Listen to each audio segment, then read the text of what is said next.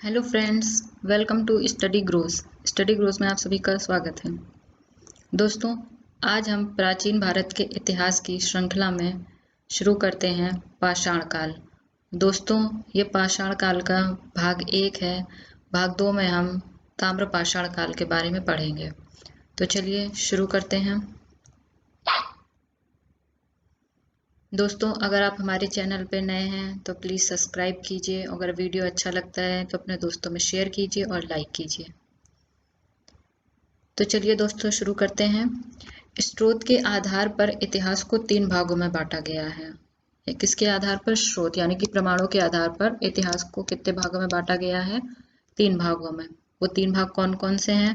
पहला है प्राग ऐतिहासिक काल यानी कि प्री हिस्टोरिक पीरियड, दूसरा है आद्य ऐतिहासिक काल और तीसरा है ऐतिहासिक काल।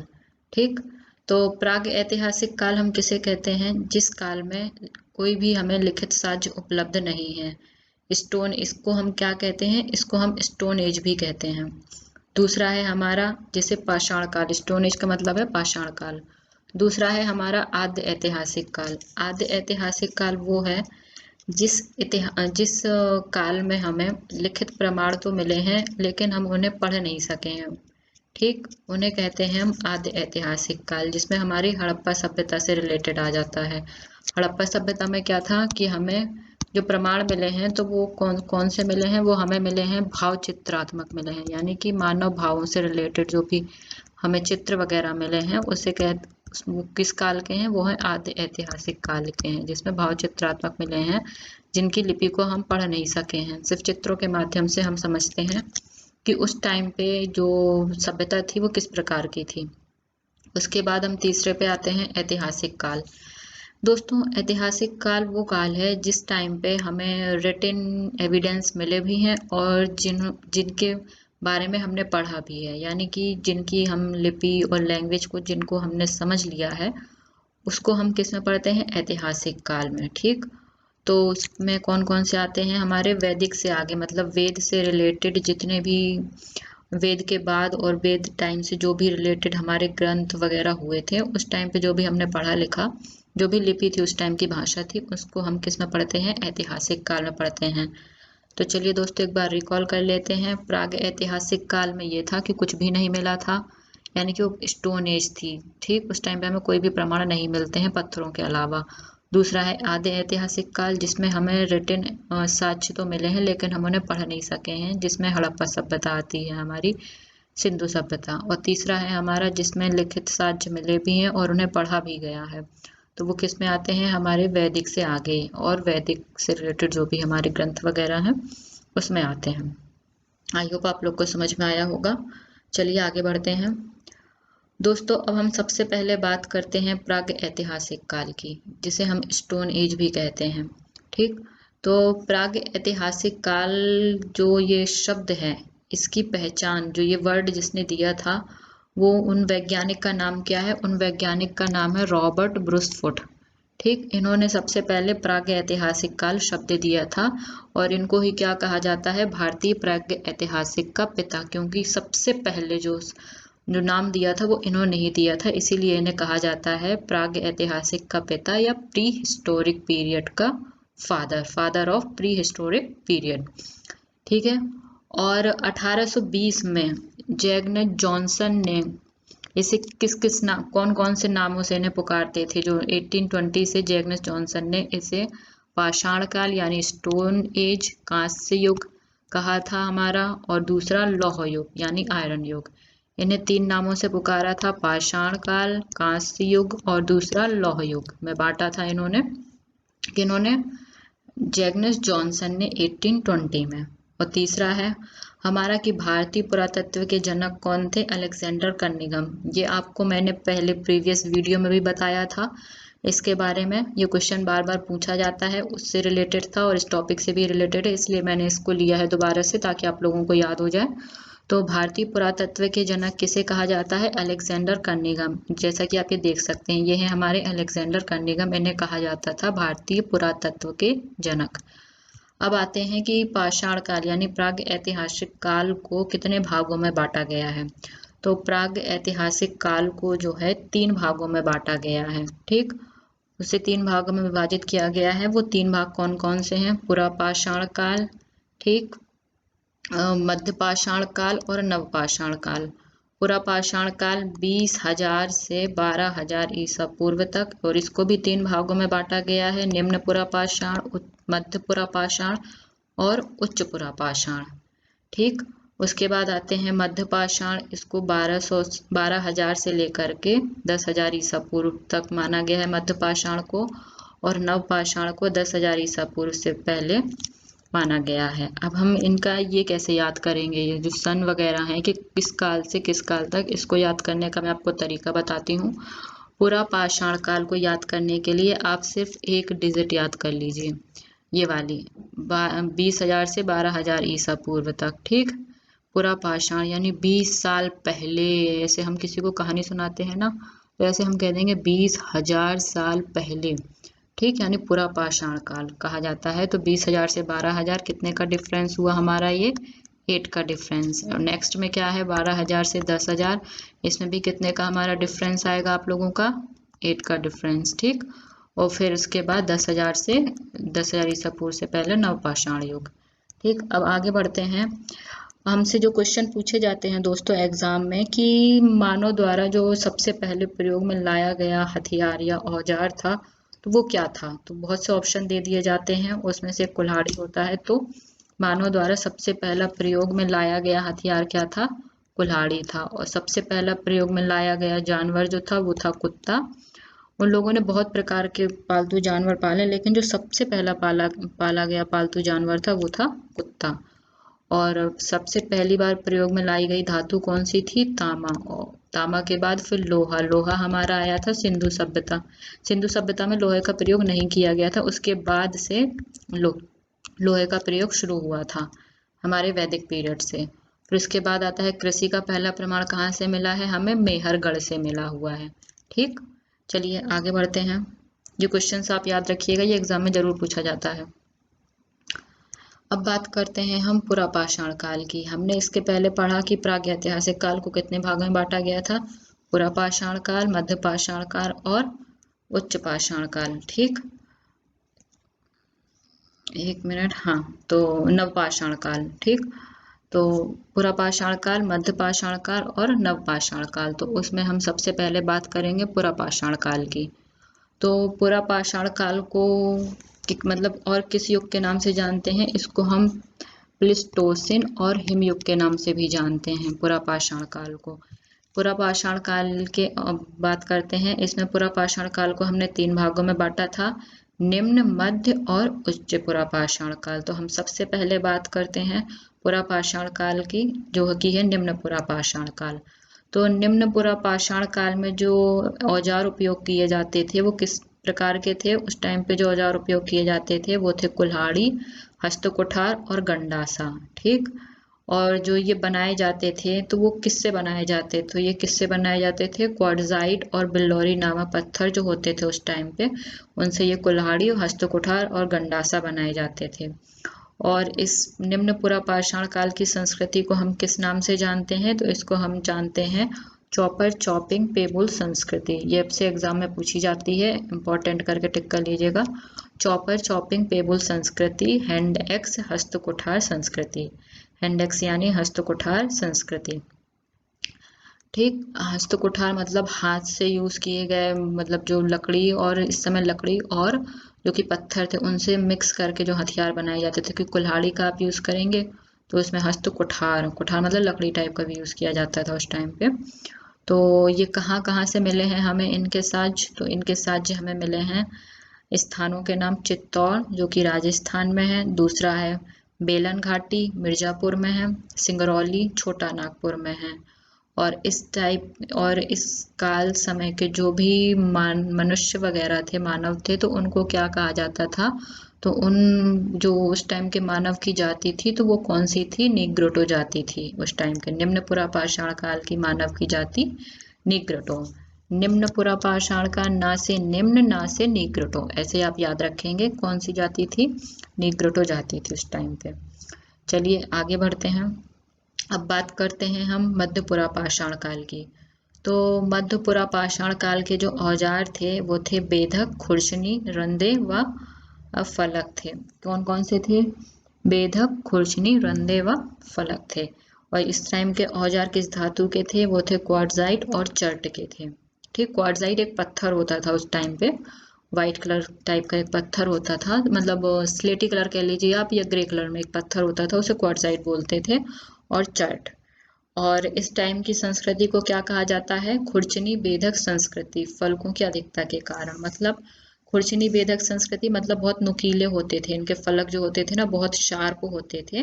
तो जितने फलक ज्यादा होते थे इसलिए इन्हें क्या कहा जाता था? खुरचनी बेधक संस्कृति, इन्हें मध्यपुरा पाषाण काल में। यानी कि इनके बढ़ने लगे थे, फलक जो है बढ़ने लगे थे। जब जब जैसे समय का विकास हुआ, लोगों मानव का विकास हुआ, तो उस टाइम पे इनके औजारों में फलकों की अधिकता भी बढ़ने लगी थी। तो उन्हें क्या कहा जाता था?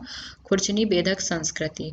और ये कहाँ कहाँ से प्राप्त हुए हैं हमें? ये प्राप्त हुए हैं डीडवाना राजस्थान से, दूसरा है नेवासा महाराष्ट्र से, तीसरा है भीमबेटका नर्मदा घाटी से, और तुंगभद्रा घाटी से। अब इसको कैसे याद करेंगे कि कहाँ कहाँ से हुए? तो सबसे ज्यादा गर्मी कहाँ पड़ती है? भयंकर गर्मी पड़ती है राजस्थान में।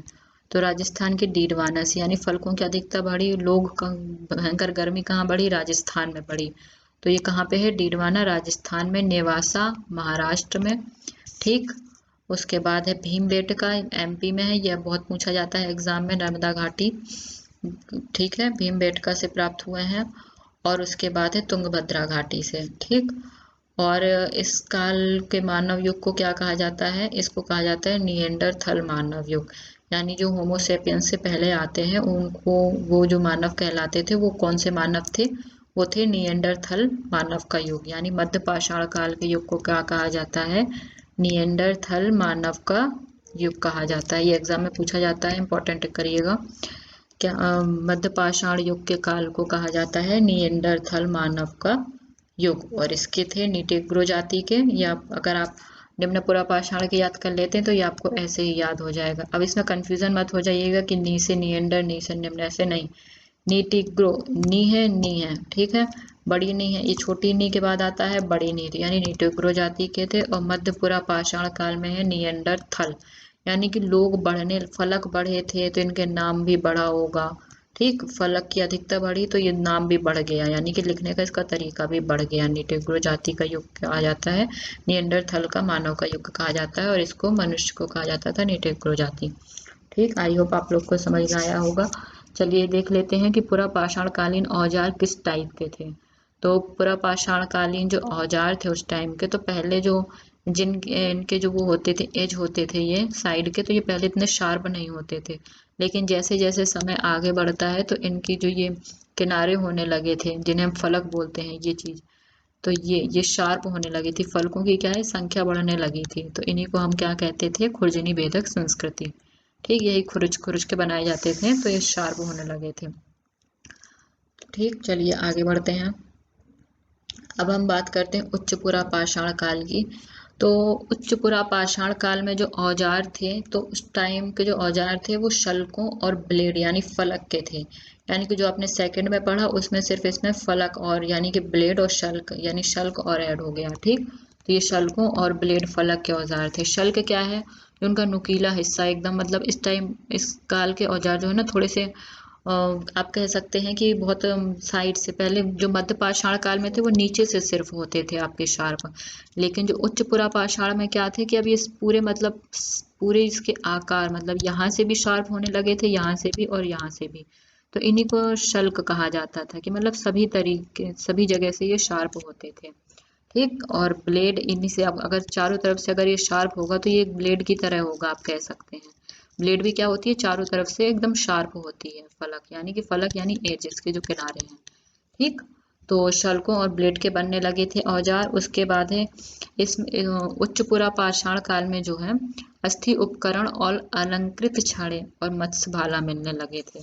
अस्थि उपकरण यानी कि हड्डियों के उपकरण हमें मिलने लगे थे, जिसमें से जो उनकी छड़ें होती थी वो अलंकृत यानी कि चित्रकारी वगैरह होती थी, आप कह सकते हो, उनमें डिजाइन वगैरह बनाई जाती थी। जो भी हमें अस्थि उपकरण यानी हड्डियों के जो भी औजार मिले हैं, तो उसमें चित्रकारी वगैरह मिलने लगे थे, जिसमें से एक मत्स्य भाला भी है। ठीक, उसके बाद है इसको क्या कहा जाता है? अब जब इसमें शल्क और फलक से यूज किया गया औजारों में, तो इसको कौन सी संस्कृति कहा जाएगा? फलक एवं तक्षणी संस्कृति। ठीक, इसको क्या कहा, इसको याद करना बहुत आसान है। अगर आपने इसके औजार याद कर लिए तो आपको इसकी संस्कृति याद करने की जरूरत नहीं पड़ेगी, आपको ऐसे ही याद हो जाएगी। तो इसको कौन सी इसके मतलब औजार जो है शल्क और फलक के होते थे, यानी चारों तरफ से पतले होते थे, इसीलिए इसको क्या कौन सी संस्कृति कहा गया? फलक एवं तक्षणी संस्कृति।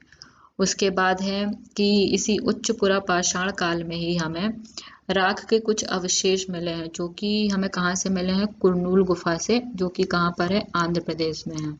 ठीक, यहाँ से हमें कुछ हड्डी के उपकरण मिले हैं, जब अलंकृत छड़ें बनी थी जो कि हड्डी के ही थे वो उपकरण। ठीक, तो कुरनूल गुफा से हमें राख के अवशेष मिले, यानी कि उस समय लोग आग जलाने लगे थे, तभी तो राख के अवशेष मिले, यानी आग के यूज के बारे में थोड़ा सा जानने, आग जलाने लगे थे वो लोग। पर फिर उसके बाद आते हैं हम भीमबेटका। भीमबेटका से क्या है? हमें प्राचीनतम मानव की जो भीमबेटका, ये जो कि एमपी में है, यहाँ पे एक गुफा है, वहाँ पे चित्रकारी मिली है जो कि प्राचीनतम मानव की चित्रकारी है।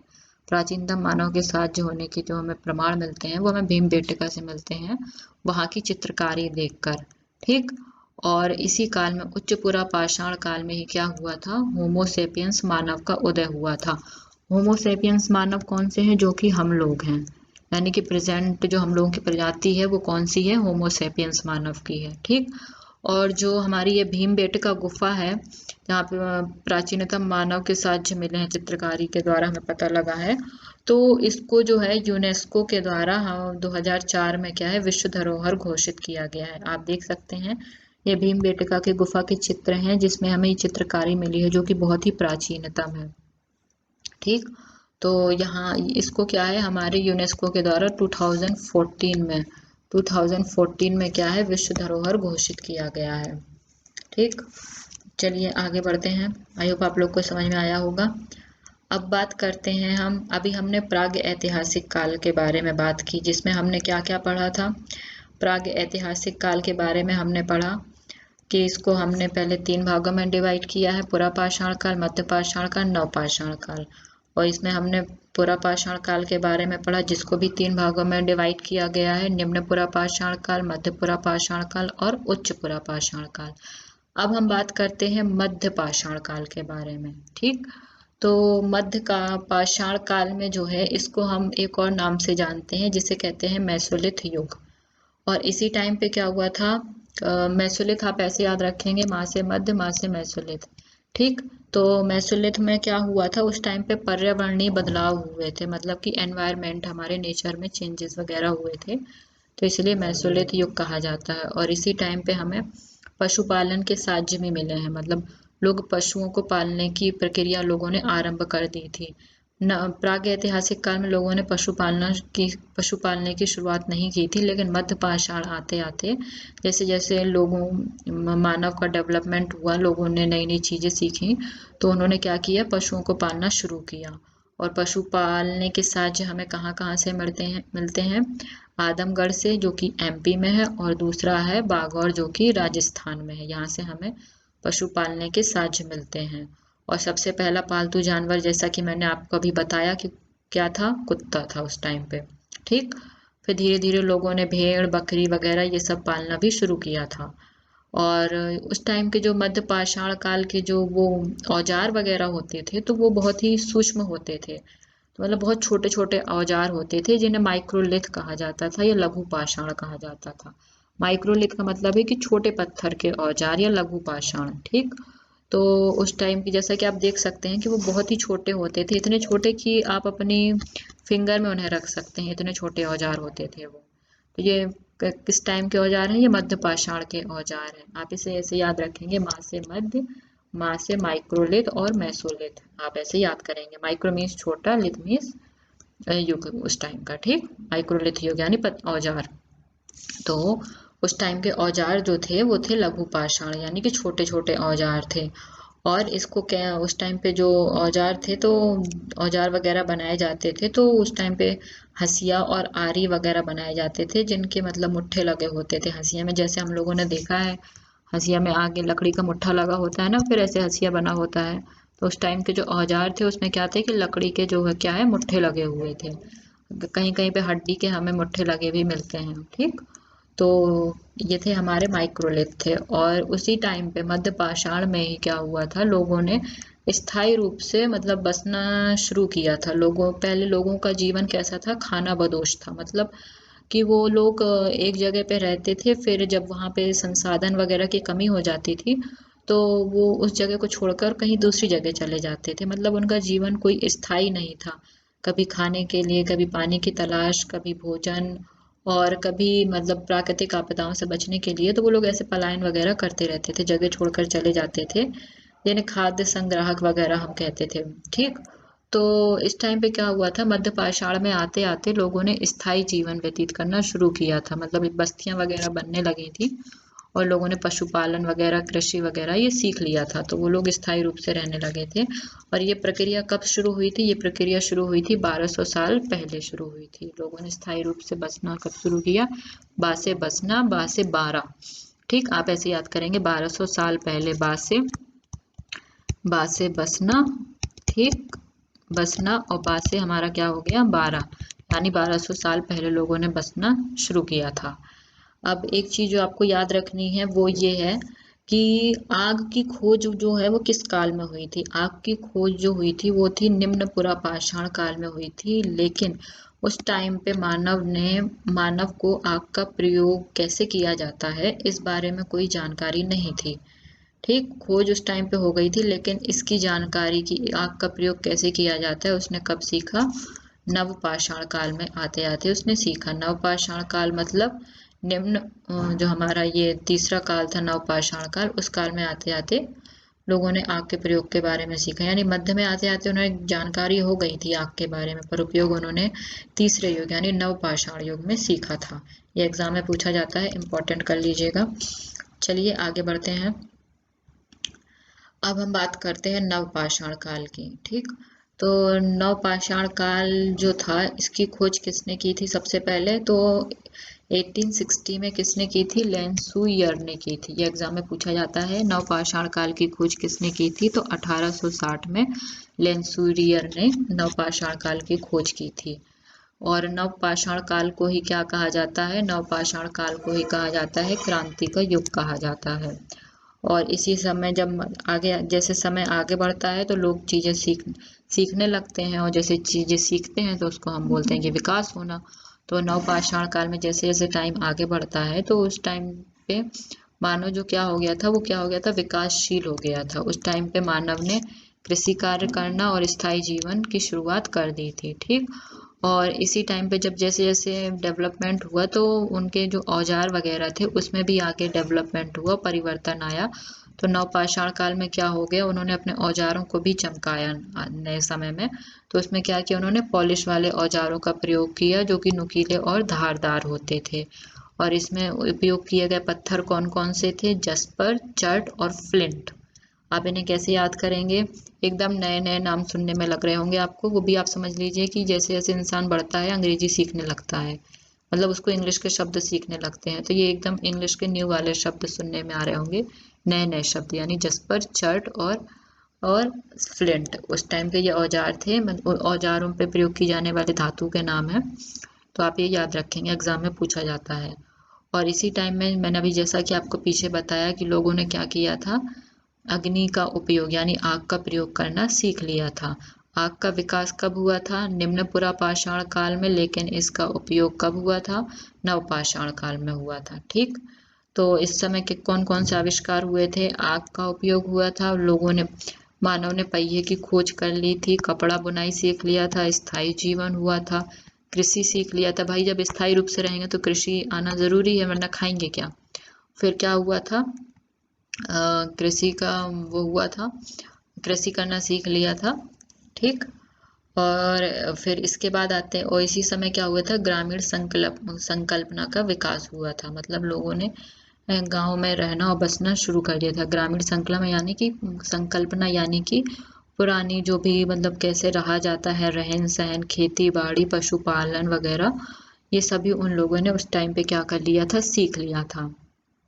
ठीक, ये था हमारा नवपाषाण काल, जिसकी खोज किसने की थी, लेंसियर ने।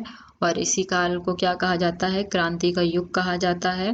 और क्रांति के युग के साथ साथ क्या था कि मानव ने स्थायी रूप से रहना सीख लिया था और वह क्या था, पहिए की खोज, स्थायी रूप से रहना सीख लिया था। और इस टाइम के जो औजार होते थे वो क्या होते थे, पॉलिशदार औजार होते थे जो कि नुकीले और धारदार होते थे। और इस टाइम पे प्रयोग की जाने वाली धातु कौन सी थी, तो वो कौन सी थी धातु, जस्पर थी। जस्पर, चर्ट और फ्लिंट। इस टाइम पे प्रयोग की जाने वाली धातु कौन सी थी, जस्पर, चर्ट और फ्लिंट। ठीक। और इसके बाद आते हैं कि उन्होंने किस चीज की खोज की थी, आग का प्रयोग करना सीख लिया था, पहिया, स्थायी जीवन, कृषि, तथा उन्होंने क्या किया था, नाव का निर्माण करना इत्यादि भी सीख लिया था। ठीक। अब आते हैं हम, और ग्रामीण संकल्पना का विकास हुआ था। अब नवपाषाण काल के कुछ महत्वपूर्ण स्थल हैं, हम उनके बारे में चर्चा करेंगे, जो कि एग्जाम में जिनसे क्वेश्चन पूछे जाते हैं। ठीक। तो नवपाषाण काल का सबसे इम्पोर्टेंट जो महत्वपूर्ण स्थल है वो कौन सा है, मेहरगढ़, जो कि कहाँ पर है, बलूचिस्तान, पाकिस्तान में है। कहाँ पर है ये, आप देख सकते हैं मैप में, ये है बलूचिस्तान, यहीं पे क्या है, हमारा मेहरगढ़ है। ठीक। तो ये हमारा पाकिस्तान का मैप है, ये हमारा अफगानिस्तान हो गया, ये हमारा पाकिस्तान हो गया। और पाकिस्तान में ये कहाँ पर, ये है बलूचिस्तान, यानी पाकिस्तान के आप कह सकते हैं पश्चिम साइड में जो है बलूचिस्तान है, पाकिस्तान के पश्चिम में बलूचिस्तान है, जहाँ पर मेहरगढ़ है। यहीं पे क्या हुआ था, सबसे पहले सबसे प्राचीनतम बस्ती, यानी रहने की जो एरिया था, तो वहाँ पे क्या हुआ था, सबसे पहली बार बस्ती और जो है कृषि के साक्ष्य मिले थे, जहाँ पे लोगों ने स्थायी जीवन शुरू किया था। वो सबसे पहले जगह कौन सी थी, वो थी मेहरगढ़, जो कि बलूचिस्तान, पाकिस्तान में है। और यहीं से मानव की सबसे पहले बस्ती और क्या था, पहली बार कृषि के साक्ष्य मिले थे। और जो मानव ने सबसे, जब लोग रहने लगे थे तो जब उन्होंने खेती शुरू की तो सबसे पहले जो उन्होंने अन्न उगाया, तो वो अन्न कौन सा था, वो था जौ। ठीक। तो सबसे पहले किस अन्न का प्रयोग किया था खेती में, उन्होंने जौ का प्रयोग किया, फिर गेहूं, फिर उन्होंने पशुपालन में ही भेड़ बकरी पालना शुरू किया था। और इसी टाइम में मेहरगढ़ में ही क्या मिला था हमें, नवपाषाण काल में जानवरों की हड्डियां भी मिली थी, जिससे प्रमाणित होता है कि उस समय पे वो लोग जब पशुपालन का कार्य भी शुरू कर चुके थे। ठीक। और यहाँ से क्या मिले हैं हमें, वहां से जो बस्ती मिली है, तो जो वहाँ के घर थे वो कैसे थे, चौकोर और आयताकार, यानी कि मेहरगढ़ के घर उस समय कैसे थे, चौकोर और आयताकार। आप इस तरीके से कह सकते हैं कि उस टाइम के जो घर थे वो चौकोर और आयताकार थे, और हर घर में 4 से ज्यादा, 3 या 4 या 4 से ज्यादा जो है क्या होते थे, रूम होते थे। ठीक। और क्या होता था, मेहरगढ़ में ही क्या मिला है हमें, किस बात के साथ जो मिला है कि वहां पे जो लोगों को दफनाया जाता था, तो वो कब्रों के साथ हमें कुछ सामान वगैरह भी मिले हैं, जैसे कोई खाने की चीज हो गई, बर्तन हो गए, जानवर वगैरह हो गए। तो ये सब चीजें हमें उनकी कब्रों में मिली है, और माना जाता है कि ये सब चीजें लोगों की, मतलब उस टाइम पे जो भी किसी, मतलब अमीरी गरीबी का प्रतीक भी हम कह सकते हैं, कि जिसके कब्र में जितनी ज्यादा चीजें मिलती थी, जिस प्रकार की चीजें मिलती थी, सोना चांदी, बर्तन हो गए, जानवर हो गए, तो उससे उसकी समृद्धि का प्रतीक मतलब समझते हैं, मानते हैं लोग। और ये भी कहा जाता है कि जानवर वगैरह को दफनाने या बकरी वगैरह को साथ में रखने का श्रेय ये भी हो सकता है कि वो वहाँ पे जब लोग मर जाते थे तो उनके भोजन के लिए, मरने के बाद उनके भोजन की व्यवस्था के लिए ऐसा किया जाता होगा, ऐसा माना जाता है। तो मेहरगढ़ से हमें ये सब चीज़ों के बारे में जानकारी मिलती है। चलिए एक बार रिकॉल कर लेते हैं। तो मेहरगढ़ से हमें क्या मिला है, बस्ती के प्राचीनतम साज स्थायी रूप से रहने लगे थे। जब, जैसा कि नवपाषाण में पढ़ा, जब स्थायी रूप से रहने लगे तो कृषि के साज भी यहीं से मिले। यहाँ से हमें क्या मिले कि सबसे पहले जो उन्होंने खेती की वो किसकी की थी, जौ की थी, फिर गेहूं और पशुपालन के साथ यहाँ जानवरों की हड्डियां मिली। और जो भी यहाँ पे हमें बस्ती मिले उसमें घर जो होते थे वो आयताकार और चौकोर होते थे, और घर में कम से कम 3 या 4 से अधिक कमरे होते थे। ठीक। और कब्रों के साथ कुछ सामान, कब्रों के साथ मनुष्य के साथ साथ सामान और जानवरों के दफनाने के बारे में भी हमें मेहरगढ़ से पता लगता है। ठीक। चलिए आगे बढ़ते हैं। उसके बाद आते हैं बुर्ज होम, जो कि कहाँ पर है, जम्मू कश्मीर में है। ठीक। तो बुर्ज होम से हमें क्या पता चलता है, ये नवपाषाण काल का स्थल है। बुर्ज होम से हमें पता लगता है कि वहाँ पे गर्तवास और मृद भांडों का उपयोग किया जाता था। गर्तवास क्या होता था, गड्ढों के नीचे घर बनाकर रहते थे लोग। हो सकता है वो लोग प्राकृतिक आपदाओं की वजह से या सुरक्षा के दृष्टिकोण से ऐसा करते हों। तो बुर्जहोम में जो कश्मीर में है तो वहाँ पे लोग गर्तवास में निवास करते थे और मृदभांडों का उपयोग करते थे। मृदभांड क्या है? मृदभांड एक प्रकार के बर्तन है। ठीक, तो मृदभांडों का उपयोग किया जाता था बुर्जहोम में, जो कि कहाँ पर है? जम्मू कश्मीर में है। आपसे मिलान करने के लिए एग्जाम में पूछ लिया जाता है कि बुर्जहोम कहाँ पर है, तो आप याद रखिएगा कहाँ पर है? जम्मू कश्मीर में है। ठीक, उसके बाद आते हैं दार्जिलिंग हेडिंग। दार्जिलिंग हेडिंग कहाँ पर है? ये है चीन और म्यांमार की ओर जाने वाले रास्ते में जो ब्रह्मपुत्र की घाटी है, वह घाटी की एक पहाड़ी है, उसको कहते हैं दार्जिलिंग हेडिंग। यानी कि चीन और म्यांमार जाने के रास्ते में आप कह सकते हैं कि ये हमारा हो जाएगा नेपाल, नेपाल से ऊपर तिब्बत, और यहाँ पे हमारा चीन हो जाएगा, और यहाँ से हमारा जो इंडिया का मैप है यहाँ पे हमारा म्यांमार पड़ता है। तो यहीं पे जो पहाड़ी इलाका है तो कह सकते हैं कि वो दार्जिलिंग हेडिंग है। और यहाँ से हमें क्या मिले हैं? भोजन के लिए अनाज के उपयोग के बारे में पता लगता है कि लोग भोजन के लिए अनाज का उपयोग करने लगे थे। और यहीं से ही दार्जिलिंग हेडिंग की पहाड़ियों से ही हमें क्या मिलता है? जेडाइट जेडाइट पत्थर मिलता है। आप देख सकते हैं ये है जेडाइट पत्थर। दोस्तों ये उस टाइम पे मिला हुआ पत्थर है जिससे मतलब जो भी उपयोग किया जाता था, इसका उपकरण वगैरह में कुछ भी बनाए जाते थे, तो उस टाइम पे हमें जेडाइट पत्थर के साज मिले हैं। इस टाइम पे दोस्तों इस पत्थर की कीमत करोड़ों में है। ये बहुत ही बहुमूल्य पत्थर माना जाता है और इस टाइम पे इसकी कीमत बहुत ही करोड़ों में बिकती है। मतलब ये बहुत ही महंगा ये कह सकते हैं आप पत्थर है। तो ये हमें कब मिला था? नवपाषाण काल में। और कहाँ से मिला था? ये हमें मिला था दार्जिलिंग हेडिंग से मिला था हमें। ठीक, जेडाइट पत्थर। और इसी समय क्या हुआ था? काट काष्ठास में लकड़ी का साज हमें मिले हैं। काष्ठास में लकड़ी मतलब ऐसी लकड़ी जो कि बहुत ही ज़्यादा कठोर होती थी और इतनी कठोर होते होते वह पत्थर का रूप ले लेती थी, तो उसी को हम कहते थे काष्ठास में लकड़ी, जो कि हमें कहाँ से मिली है? दार्जिलिंग हेडिंग से। यानी कि बहुत ही मजबूत, यानी लकड़ी भी मजबूत और वहाँ का पत्थर भी एकदम बहुमूल्य। तो वो कौन सी जगह है? वो है दार्जिलिंग हेडिंग, जहाँ से जेडाइट पत्थर और काष्ठास में लकड़ी के साज हमें मिले हैं। काष्ठास में लकड़ी जो कि बहुत ही कठोर होती थी, कठोर होते होते वो क्या हो जाती थी? पत्थर बन जाती थी। ठीक, तो उसे कहते थे काष्ठास में लकड़ी। अब बात करते हैं हम चौथा महत्वपूर्ण स्थल है हमारा चिरांद, जो कि बिहार में है। नवपाषाण काल का चौथा महत्वपूर्ण स्थल है चिरांद। पहला था हमारा मेहरगढ़, दूसरा बुर्जहोम, तीसरा दार्जिलिंग हेडिंग और चौथा है चिरांद यानी कि बिहार। तो यहाँ से हमें क्या मिला है? यहाँ से हमें सबसे पहले यानी कि सबसे पहले क्या मतलब एकमात्र कह सकते हैं हम कि हड्डी के उपकरण यहाँ से मिले हैं जो कि हिरण के सींगों के थे। ठीक, याद रखिएगा एकमात्र ऐसा पूरा स्थल है जहाँ से हमें क्या मिले हैं? हड्डी के उपकरण, चिरांद बिहार से। ठीक, जो कि हिरण के सींगों के थे।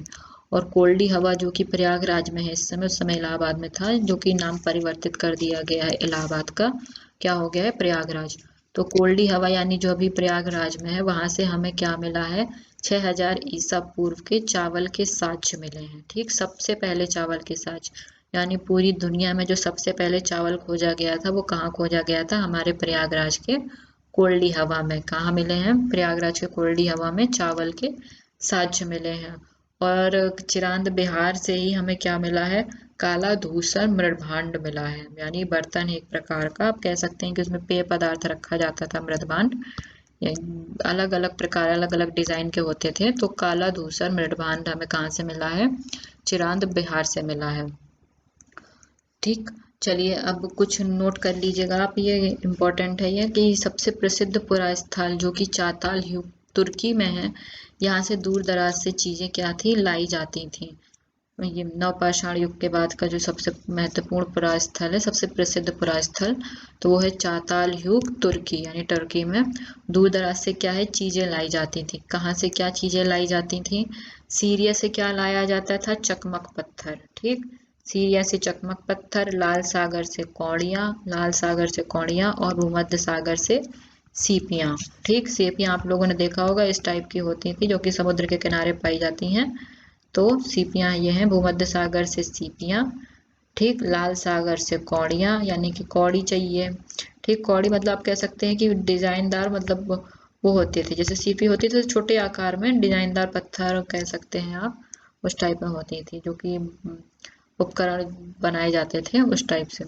तो लाल सागर से हमें कौड़ियाँ मिली हैं और सीरिया से चकमक पत्थर मिला है और भूमध्य सागर से सीपियाँ मिली हैं। ठीक, आई होप आप लोग को समझ में आया होगा। चलिए आगे बढ़ते हैं।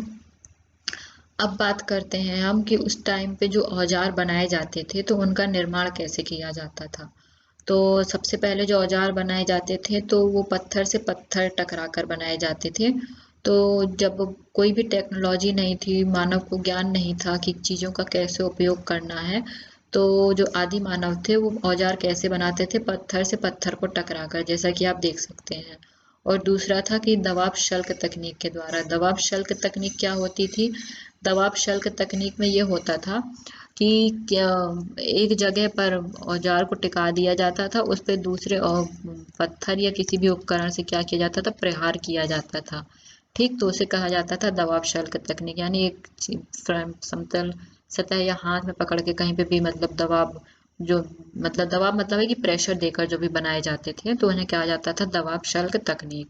ठीक, अब आते हैं कि उस टाइम पे जो हमें महाराष्ट्र पटने से पुरा स्थल से जो क्या है, हमें क्या मिले हैं, ये हमको याद रखना है, क्योंकि एग्जाम में पूछा जाता है कि जो शुतुरमुर्ग के अंडों के अवशेष मिले हैं वो कहाँ से मिले हैं, तो वो कहाँ से मिले हैं, महाराष्ट्र के पटनेपुरा स्थल से मिले हैं। ठीक, महाराष्ट्र के पटनेपुरा स्थल से क्या मिले हैं, शुतुरमुर्ग के अंडों के अवशेष मिले हैं। इसे कैसे याद करेंगे? शुतुरमुर्ग दुनिया का सबसे बड़ा पक्षी कहा जाता है। ठीक, इसके अंडे बहुत ही बड़े होते हैं और ये उड़ नहीं सकता है। इसकी खास करके मतलब फारस देशों में क्या है, इसकी दौड़ वगैरह, रेसिंग वगैरह कराई जाती है। तो शुतुरमुर्ग के अंडे, इसको पटाना आसान नहीं है। ठीक, ये बहुत ही मतलब सीधा नहीं होता है, अगर आप इसको छेड़ेंगे तो आप पे ये हमला कर सकता है, तो आप इसे ऐसे याद रखेंगे, इसको पटाना बहुत ही मुश्किल है। तो बहुत ही मुश्किल यानी महा मुश्किल, तो ये कहाँ पर है, महामुश्किल से महाराष्ट्र के पटने में है। ठीक, तो क्या मिले हमें, शुतुरमुर्ग के अंडों के अवशेष मिले हैं और इन अंडों के अवशेषों में क्या थे, चित्रकारी और मनके बनाए जाते थे। छिलकों पर जो है ना, इनके छिलकों पर क्या किया जाता था, चित्रकारी की जाती थी और उनसे क्या बनाए जाते थे, मनके बनाए जाते थे इन अंडों के छिलकों से। क्योंकि ये बड़ा पक्षी है तो इसके अंडे भी बड़े होंगे, तो उसका विभिन्न कार्यों में क्या है, उपयोग कर लिया जाता था। तो इससे क्या किया जाता, चित्रांकन और मनके बनाए जाते थे। आई होप आप लोग को समझ में आया होगा। चलिए आगे बढ़ते हैं। अब बात करते हैं कि जो महत्वपूर्ण पुरास्थल हैं उनसे रिलेटेड कुछ इम्पोर्टेंट साक्ष्य क्या क्या हैं, इम्पोर्टेंट बिंदु, उनको हम इस चार्ट के माध्यम से याद करेंगे। क्योंकि डिटेल में हर चीज़ पढ़ना मतलब हमारे लिए याद करने में मुश्किल होता है। कोई चीज़ें हम स्टोर रख पाते हैं और कई चीज़ें हम भूल जाते हैं। तो इसके लिए सबसे अच्छा तरीका है याद करने का कि आप एक टेबल बनाइए। टेबल के थ्रू आप एक ही पेज में सारी चीज़ें आप समेट सकते हैं। आपको पेजों की गिनती करने में डर नहीं लगेगा कि इतना सारा पढ़ना है हमें। तो क्या करेंगे, जो सारी चीज़ें हैं, जिनका सार जो भी है, जितना भी निचोड़ है, हम उसको सबको इस टेबल में देखेंगे। और ठीक, तो चलिए शुरुआत करते हैं। तो आधार है, पहला है हमारा पुरा पाषाण काल, मध्य पाषाण काल और नवपाषाण काल। तो इनका कालक्रम क्या है, पुरा पाषाण काल 25 लाख ईसा पूर्व से 10,000 ईसा पूर्व तक, मध्य पाषाण काल 10,000 ईसा पूर्व से 4,000 ईसा पूर्व तक और नव पाषाण काल 10,000 से 1,000 ईसा पूर्व तक। ठीक, अब आते हैं कि पूरा पाषाण काल को किन किन भागों में बांटा गया है। तो पूरा पाषाण काल को जैसा कि हमने पढ़ा, पूर्व पूरा पाषाण काल, ठीक, मध्य पूरा पाषाण काल और उच्च पूरा पाषाण काल, तीन भागों में बांटा गया है। पूर्व पूरा पाषाण काल यानी कि निम्न पूरा पाषाण काल, इसी को क्या कहते हैं, निम्न पूरा पाषाण काल, मध्य पूरा पाषाण काल और उच्च पूरा पाषाण काल। मध्य पाषाण काल को किसी भागों में नहीं बांटा गया और नव पाषाण काल को ही क्या कहा जाता है, मध्य पाषाण और नव पाषाण का संक्रमण काल, यानी कि मध्य पाषाण और नव पाषाण काल का संक्रमण काल, यानी कि दोनों के बीच का समय, तो उसको क्या कहा जाता है, संक्रमण काल। यानी कि आगे चीजें जैसे बनती गई तो इन दोनों के बीच से जो भी आप रिलेट करके इसके कुछ चीजें और इसकी कुछ चीजें मिक्स करके जो भी आगे समय बढ़ता गया उसको हम कह सकते हैं संक्रमण काल। ठीक, तो उसके बाद आते हैं इनके लक्षण क्या थे। पुरा पाषाण काल के जो मानव थे वो कैसे थे, तो पुरा पाषाण काल के मानव को कोई ज्ञान नहीं था, वो एक आदिवासी जीवन व्यतीत करते थे। ठीक, तो उस टाइप का मानव कैसा था, वो खाना बदोशी था, यानी कि एक जगह पर टिक कर नहीं रहता था, वो अपनी ज़रूरतों के हिसाब से वो यहाँ वहाँ जाता रहता था। जैसे उसे जिस जगह पे जैसी चीजें मिलती थी वो उस जगह पे चला जाता था। कभी वो खाने के लिए जाता था, कभी शिकार के लिए जाता था। ठीक, तो उस समय क्या था कि उसे कोई भी ज्ञान नहीं था, तो उस समय पशुपालन और कृषि वगैरह का जो है विकास नहीं हुआ था। और धीरे धीरे आगे बढ़ता है, जैसे मानव का विकास होता है, मध्य पाषाण में आता है। तो उस समय क्या होता है कि उस समय का मानव भी क्या था, आखेटक था। वो खाने के लिए यहाँ से वहां जाता था और खाद्य संग्राहक था। ठीक, खाने के लिए चीजों को जोड़ता था, कंदमूल फल फूल वगैरह हो गया, वो सब जंगलों से प्राप्त करता था और वहीं से कलेक्ट करके जोड़ता था। और क्या हुआ था, इस टाइम पे मध्य पाषाण काल में आते आते लोगों ने क्या किया था, जो भाग करके जानवरों का शिकार वगैरह करते थे, तो शिकार के साथ साथ अब क्या किया मानव ने, जैसे जैसे बुद्धि आई तो उन लोगों ने क्या किया, पशुपालन प्रारंभ किया, यानी कि पशुओं को पालने की प्रथा शुरू करी। तो सबसे पहला पालतू जानवर कौन सा था, हमारा कुत्ता था। ठीक, तो पशुपालन की शुरुआत कब हुई, मध्य पाषाण काल में। इसके बाद नवपाषाण काल में क्या हुआ, पशुपालन की शुरुआत तो हुई ही, साथ में कृषि की भी शुरुआत कहाँ पे हुई थी, नवपाषाण काल में हुई थी। ठीक, और जब पशुपालन सीख लिया और कृषि सीख ली, तो इसका मतलब है जब कृषि करेगा इंसान तो एक जगह करेगा, 20 जगह तो जाएगा नहीं भागते भागते। तो क्या हुआ, तो जैसे ही कृषि सीखी उन्होंने, वैसे ही क्या हुआ, स्थायी जीवन का स्थायी निवास जो था वो प्रारंभ हो गया था। ठीक, तो नवपाषाण काल में आते आते कृषि और स्थायी जीवन का निवास प्रारंभ हो गया था। ठीक, और अब बात करते हैं औजार की। तो पुरापाषाण काल के औजार किसके बनाए जाते थे, क्वार्ट्जाइट, शल्क, ब्लेड के बनाए जाते थे। मध्य पाषाण काल के किसके थे, माइक्रोलिथ और सूक्ष्म पत्थर, जैसा कि मैंने आपको पीछे बताया। और नवपाषाण काल के कैसे थे, स्लेट के बने, यानी चारों तरफ से नुकीले होते थे एकदम। ठीक, तो वो नवपाषाण काल के थे। ठीक, अब उस बात करते हैं कुछ महत्वपूर्ण स्थल। ठीक, तो महत्वपूर्ण स्थलों में सबसे पहला आता है पुरापाषाण काल में हमारा अत्तिरापक्कम, जो कि कहाँ पर है, तमिलनाडु में है। दूसरा है हमारा हथनौरा, जो कि एमपी मध्य प्रदेश में है। यहाँ से हमें क्या मिला है, मानव खोपड़ी के प्रथम साक्ष्य मिले हैं। हथनौरा से हमें क्या मिला है, मानव खोपड़ी के प्रथम साक्ष्य मिले हैं। और भीमबेटका, जैसा कि मैंने आपको बताया था कि एमपी में है, और भीमबेटका एमपी से हमें क्या मिला है, प्राचीनतम मानव के साक्ष्य मिले हैं। ठीक, जो कि क्या मिले, तीनों काल में मिले हैं हमें भीमबेटका, यानी पुरापाषाण काल, मध्य पाषाण काल और नवपाषाण काल। ये भीमबेटका है, ये आपको तीनों कालों में के क्या मिलते हैं, आपको चित्रकारी के क्या मिलते हैं, साक्ष्य मिलते हैं। ठीक, अब उसके बाद बात करते हैं हम मिर्जापुर से क्या मिला है, हमें औजार मिले हैं। मिर्जापुर में भी क्या है, हमें तीनों काल के जो हैं औजारों के प्रमाण मिले हैं। ठीक, आप इसे याद रखेंगे, मिर्जापुर और भीमबेटका एग्जाम में पूछा जाता है। मिर्जापुर से क्या मिला है, हमें तीनों कालों के औजारों के प्रमाण मिले हैं। और भीमबेटका से हमें क्या मिला है, तीनों कालों की चित्रकारी के क्या मिले हैं, साक्ष्य मिले हैं। ठीक, अब उसके बाद बात करते हैं हम मध्य पाषाण काल की। तो मध्य पाषाण काल में क्या है, हमें कौन कौन से महत्वपूर्ण स्थल हैं, तो वो है चौपानी मांडो, जो कि यूपी में है। यहाँ से हमें किसके बारे में जानकारी मिलती है, मृदभांड के बारे में। चौपानी मांडो यूपी में है, यहाँ से हमें किसके बारे में जानकारी मिलती है, मृदभांड के बारे में। और सराय नहार जो है, सराय नहराय जो है वो भी यूपी में है, यहाँ से भी मृदभांड वगैरह के बारे में हमें जानकारी मिलती है। ठीक, और उसके बाद आते हैं बागौर, जैसा कि अब मैंने आपको पीछे बताया राजस्थान में है। और आदमगढ़ से हमें दोनों जगह से क्या है, पशुपालन के साक्ष्य मिलते हैं। बागौर और आदमगढ़ एमपी में है और बागौर है राजस्थान में है। ठीक, अब उसके बाद बात करते हैं नवपाषाण काल में। तो नवपाषाण काल में जो स्थल मिले हैं वो है हमारे बुर्जहोम, जो कि जम्मू कश्मीर में है, जहाँ से गर्तवास, गड्ढों के नीचे जो घर बनाए जाते थे चौकोर आयताकार, उन्हें गर्तवास कहा जाता था। वो कहाँ पर है, जम्मू कश्मीर से मिला है, जो कि ये नवपाषाण काल का है। और इसमें ही क्या था कि कब गर्तवास में ही, जो कि जम्मू कश्मीर में, या कब्र में मालिक के साथ क्या दफनाया गया था, कुत्ता दफनाया गया था। ठीक, यहाँ से हमें सच मिलता है, ये एग्जाम में पूछा जाता है, याद रखिएगा। बुर्जहोम जम्मू कश्मीर से क्या मिले हैं, गर्तवास के साक्ष्य मिले हैं। और गर्तवास के बाद कब्र में मालिक के साथ कुत्ते दफनाने के जो साक्ष्य मिले हैं वो कहाँ से मिले हैं, बुर्जहोम जम्मू कश्मीर से। उसके बाद तीसरा आता है गुफ्फर काल, जो कि जम्मू कश्मीर में है। चौथा है चिरांद, बिहार में है। जैसा कि मैं आपको बताया था पीछे कि चिरांद और बिहार से हमें क्या मिले हैं, हड्डी के बने उपकरण वगैरह मिले हैं। ठीक, और कोल्डी हवा से हमें क्या मिले हैं, चावल के साक्ष्य मिले हैं। कोल्डी हवा कहाँ है, प्रयागराज यूपी में है।